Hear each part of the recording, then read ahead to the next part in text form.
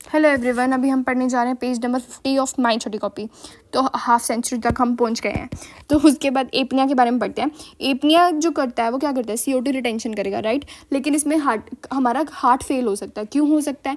Because ये pulmonary construction कर देगा, ठीक है। अगर मान लो हाइपोक्सिया होता है, हाइपोक्सिया में हमारी पूरी टेंडेंसी होती है बॉडी की वैसोडाइलेशन करने की, लेकिन ओनली एक्सेप्शन होता है हमारा पल्मोनरी। तो हमने ठीक है कोई बात नहीं, पल्मोनरी कंस्ट्रिक्टर रट्टा मार लिया, बट हमेशा अब क्या क्वेश्चन पूछते हैं ये कि हार्ट फेलियर कर सकता है, ये याद रखना है पॉइंट। ऑटोसोमल डोमिनेंट के बारे में पढ़ते हैं।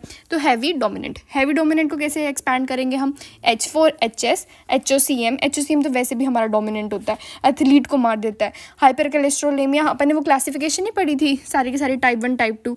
तो उसमें जो टाइप 1 होती है ना हमारी, उसको रिवाइज करते हैं। ApoC2 पैनक्रेटाइटिस, हमारे कौन से LPL लाइपेज ही नहीं है, तो हमारा पैनक्रेटाइटिस हो जाएगा, हेपेटोस्प्लीनोमेगाली हो जाएगा, ठीक है। हाइपर कोलेस्ट्रोलेमिया, हंटिंगटन कोरिया हमने पढ़ा था ना, trinucleotide CAG, chromosome number 4, caudate atrophy, boxcar, ठीक है, ये भी रिवाइज हो गया हमारा।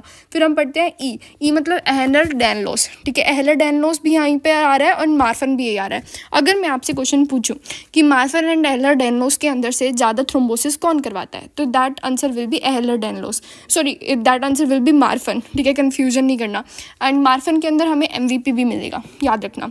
फिर उसके बाद हम करते हैं ए की बात, एकॉन्ड्रोप्लेजिया, V फॉर VHL। अभी हमने जस्ट अभी पढ़ा है क्लियर सेल RCC जो होता है वो VHL से एसोसिएटेड होता है एंड हमारा क्रोमोसोम नंबर 3 से रिलेटेड होता है। फिर वॉन विली ब्रेन डिसीज, तो HAVY का कुछ मतलब नहीं होता। हम वापस बोलते हैं HS HOCM, hyper cholesterolaemia, Huntington Korea. फिर हंटिंगटन कोरिया की जो टेट्राबेनाजिन जो होती है वो ट्रीटमेंट होती है, ओके। एहलर-डैनलोस, एकॉन्ड्रोप्लेजिया, VHL एंड हमारा वॉन विली ब्रेन डिसीज। फिर हम बढ़ते हैं डोमिनेंट के बारे में।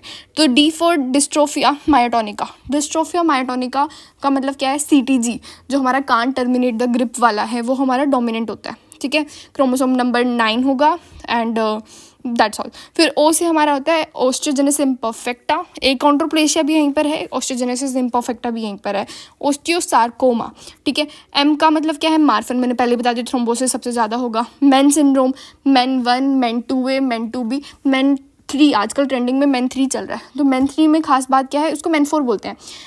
उसमें हमारे और भी ट्यूमर्स आ जाएंगे, जैसे गोनाडल ट्यूमर्स वगैरह आ जाएंगे, ठीक है। फिर उसके बाद वो क्रोमोसोम नंबर 12 से एसोसिएटेड होता है। नेक्स्ट आता है हमारा इंटरमिटेंट पोरफायरिया।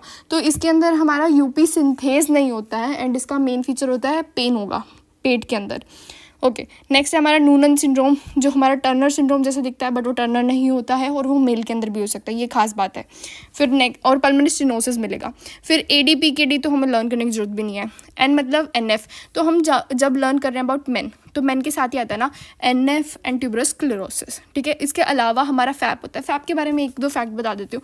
फैप जो होगा वो ऑटोसोमल डोमिनेंट होता है, वो तो हमने देख ही लिया। इसके साथ ये APC के कारण वो कैंसरस बन सकता है, ठीक है, एंड एडिनो कैंसर में चेंज हो सकता है, ओके। Thank you.